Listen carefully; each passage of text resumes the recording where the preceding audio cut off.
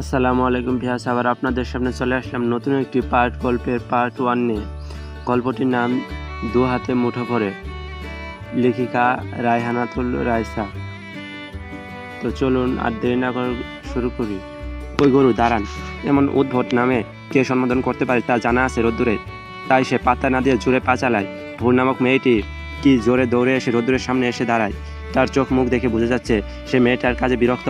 ভ্রু কুচকে মেয়েটার দিকে তাকাতে ভোর হাঁপাতে হাঁপাতে বলল, সে কখন থেকে দাঁড়ান দাঁড়ান বলছি, কানে যায় না? গেছে, বাট ইচ্ছা হয়নি। আপনি কি আমাকে একটু ভালোবাসেন না? আমি সেই কবে থেকে আপনাকে মন দিয়ে বসেছি, আর আপনি কি না আমাকে ইগনোর করছেন? রোদ্দুর পূর্ণ দৃষ্টিতে ভোরের দিকে তাকায়। শ্যাম বর্ণের মেয়ে বলা ঠিক হবে না, আবার ফর্সা বর্ণেরও না। মেয়েটার গায়ের রঙটা অন্যদের থেকে ভিন্ন, অনেকটা কাঁচা হলুদ টাইপের। মেয়েটার স্বভাব চরিত্র কিছুটা ডানপিঠে। মেয়েটা তার জন্য করা পাগলামি দিনকে দিন বেড়ে যাচ্ছে। মেয়েটা নিজের ভালো বোঝে না। এতবার মানা করার পরও মেয়েটা তার পিছু ছাড়ছে না। কত কথা না শোনালো মেয়েটাকে, তারপরও কি আত্মসম্মানে লাগে না? শত অপমানের পরও নির্লজ্জের মতো হেসে কথা বলে। ভোর চঞ্চল আখিজোড়া তার দিকে নিবদ্ধ, দূরত্ব ঘুষিয়ে রোদ্দুরের পাশে এসে দাঁড়ায়। তা দেখে কপালে ভাঁজ ফেলে তীক্ষ্ণ কণ্ঠে বলে, এ মেয়ে, কতবার মানা করছি আমার সামনে না আসতে, কথা কানে যায় না? মিনিমাম লজ্জাটুকু নেই? ভোর মিষ্টি হেসে মাথা নাড়িয়ে নির্লজ্জের মতো বলে, লজ্জা রাখলে ভালোবাসা হয় না, ভালোবেসে নির্লজ্জ হতে হয় গরু। রোদ্দুর হতবাক হয়ে যায়, দাঁত কিরমির করে থমকে বলে, শোনো মেয়ে, আর একবার এসব থার্ড ক্লাস কথাবার্তা বললে থাপড়ে দাঁত ফেলে দেব। জোরালো ধমকে কেঁপে উঠে দু পা পিছিয়ে যায়। তো সে গরুর রাগ সম্পর্কে অবগত। রাগলে চোখ দুটো অস্বাভাবিক লাল হয়ে যায়। মনে মনে ভাবে, এসব রাগে ভয় পেলে প্রেম ভালোবাসা কিছুই হবে না, কিন্তু এখানে আর থাকা যাবে না। মানে কেটে পড়তে হবে, না হলে থাপড়ে গাল লালও করে দিতে পারে। ভয়ঙ্কর ব্যাপার স্যাপার। আমি বাবা নিতান্ত সাধারণ বাচ্চা, তাই ঝোঁক বুঝে কেটে পড়া ভালো। হঠাৎ রোদ্দুর চোখে চোখ রেখে উল্টে হাঁটা শুরু করে। মেয়েটার মতিগতি বুঝতে সে অক্ষম। কপালে ভাঁজ ফেলে তীক্ষ্ণ দৃষ্টিতে মেয়েটার মতিগতি বোঝার চেষ্টা চালায়। রোদ্দুরে থেকে 3 হাত দূরত্ব রেখে থেমে যায় ভোর। চোখাচোখি হতে চোখ মারে ভোর। মুখে হাসি এঁটে কিছুটা চেঁচিয়ে বলে, আই লাভ ইউ গরু, I love you so so so much গরু। বলে আর দাঁড়ায় না, সোজা দৌড় দেয়। রোদ্দুর এখনও হতভম্ব। কি সাংঘাতিক মেয়ে, তার মতো ছেলেকে এসব বলে চোখ মারে। ভাবা যায় দিনকে দিন পাগলামি বেড়ে যাচ্ছে। নির্ঘাত এই মেয়ের মাথায় সমস্যা, না হলে তার সামনে কেউ উঁচু গলায় কথা বলতে পারে না। আর এই মেয়ে তার সামনে শুধু উঁচু গলায় না, তার সাথে চোখও পারে। সিরিয়াসলি? তার থেকে কিছুটা দূরে তার সাঙ্গবাঙ্গরা দাঁড়িয়ে মিটিমিটি হাসে। তাদের বসের নাস্তানাবুদ অবস্থা দেখে মজা পাচ্ছে। এই মেয়ে তাদের ঘাটতেরা বসকে ঠিক করতে পারে। পকেট থেকে সিগারেটের প্যাকেট বের করে অতঃপর মোড়ের চায়ের দোকান থেকে সিগারেটটা ধরিয়ে টানতে থাকে রুদ্দর। ভোর হেঁটে হেঁটে বাসায় চলে আসে। তার আপন বলতে কেউ নেই। মামা মামির কাছে মানুষ। তাদের দুটো সন্তান, বড় ছেলে নীরব আর ছোটো মেয়ে নিহা। নিহা তার থেকে 1 বছরের বড়, এবার সে ইন্টার সেকেন্ড ইয়ারে পড়ে। আর নীরব 5 বছরের, এবার সে মাস্টার্সে পড়ে। মামা মামি ততটা পছন্দ করে না তাকে, তবে ভরণপোষণ দেয়, খেতে দেয়, পড়ালেখা করায়। প্রতি 3 বেলার সময় করে গালাগালিজ করে, এটাই অনেক। এখন এসব সয়ে গেছে, গায়ে লাগে না। তবে তার জীবনের সবচেয়ে বড় ভুল এমন একটা ঘাটতেরা রক্সটা বেটার প্রেমে পড়া। শুধু কি প্রেমে, প্রতিনিয়ত হাবুডুবু খাচ্ছে। আর তেরা বেটা কি পাত্তাই দেয় না, ইগনোর করে। হো, দেখি কতদিন করতে পারে ইগনোর। আকাশ জুড়ে ধূসর মেঘ, রোদ নেই তবুও আলো আছে। মেঘের ফাঁক গলিয়ে সে আলো ধরণীতে পতিত হচ্ছে। হালকা বাতাসে গাছের পাতা কেঁপে দূরে কোথাও পাখির ডাক শোনা যায়। এমন একটা মেঘলা দুপুরে এই ঘাটতেরা বেটার প্রেমে উষ্টা খেয়ে পড়ে। তখন সবে যৌবনের পদার্পণ করেছে কিশোরী কন্যা। স্কুল থেকে ফেরার পথে একটা ডাঙার সম্মুখে পড়ে যায়। তখন এই ঘাটতেরা বেটায় বাঁচিয়েছিল। চারপাশে মারামারি গুলাগুলি চলছিল। আমি কিভাবে ওর মধ্যে পড়ে গেলাম তা নিজেও জানি না। ভয়ে জুবুথুবু হয়ে দাঁড়িয়েছিলাম। কই যাব, কি করব, কিছুই বুঝে উঠতে পারছিলাম না। এক পর্যায়ে কান্না করে দিলাম। তখন ফেরেশতার মতো গরু এসে তার দিকে হাত বাড়িয়ে দেয়। সে অপলক দৃষ্টিতে তাকিয়ে থাকে শ্যামবর্ণের পুরুষটার দিকে। নীল শার্টে প্রথম কয়েকটা বোতাম খোলা, চুলগুলো বাতাসে ছন্দে নাচছে, কপালে ঘাম চিকচিক করছে। এমন দৃশ্য মুগ্ধ না হয়ে পারলাম না। সে আমার হাত নিজের হাতের মুঠোয় নিয়ে হেঁটে হেঁটে নিজের সাঙ্গপাঙ্গদের থমথমে গলায় চেঁচিয়ে বলে, এই বাচ্চাটাকে এসবের বাইরে রেখে আমি আসছি, তোরা এদিকটা সামলে নে। ডাঙর থেকে কিছুটা দূরে এসে হাত ছেড়ে দেয়। রুষ্ট মুখে ধমক দিয়ে বলে, আর যেন এখানে না দেখি, সোজা বাসায় যাও। অতঃপর রিকশায় উঠিয়ে দেয়। আর কোনো কথা না বলে ঘাটতেরা লোকটা চলে যায়। আর তখন থেকে এই ঘাটতেরা লোকটার প্রেমে ডুবে ডুবে মরছি। যখন শুনলাম এই ঘাটতেরা লোকটা গুন্ডা আর সারাদিন এর প্রধান কাজ মারামারি করা, এমন ডাঙ্গা বাঁধানো, তখন দূরে সরার চেষ্টা করছি। কিন্তু কি হলো, দিন শেষে এই ঘাটতেরা লোকটার মধ্যে সুখ শান্তি খুঁজে পাই। একদিনও না দেখে থাকতে পারি না। একদিন ঠিক করলাম কতদিন এভাবে লুকিয়ে চুরিয়ে ভালোবেসে যাব, তার থেকে ভালোবাসি বলে দিই, ভালোবাসা জাহির করি। পটলে তো ভালো, না পটলে কিভাবে পটাতে হয় তা এই ভোর মেহনাজের জানা আছে। এই ভোর মেহনাজ পাথরে ফুল ফোটাতে জানে।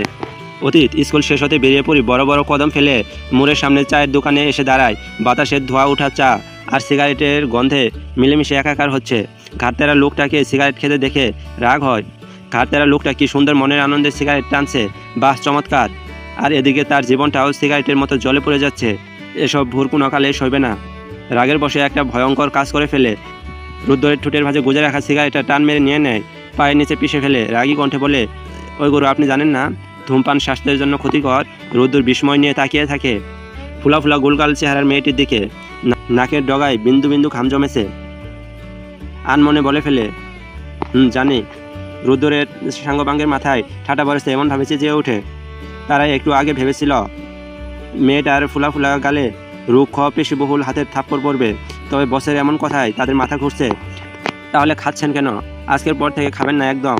সাঙ্গপাঙ্গের চেঁচানোতে বিস্ময় কেটে যায়। সে ভেবে পায় না তার সামনে দাঁড়িয়ে কেউ কথা বলার আগে 10 বার ভাবে, আর এই মেয়ে তার সামনে দাঁড়িয়ে তার ওই মুখের সিগারেট টেনে নিয়ে পায়ের তলে পিষে ফেলছে।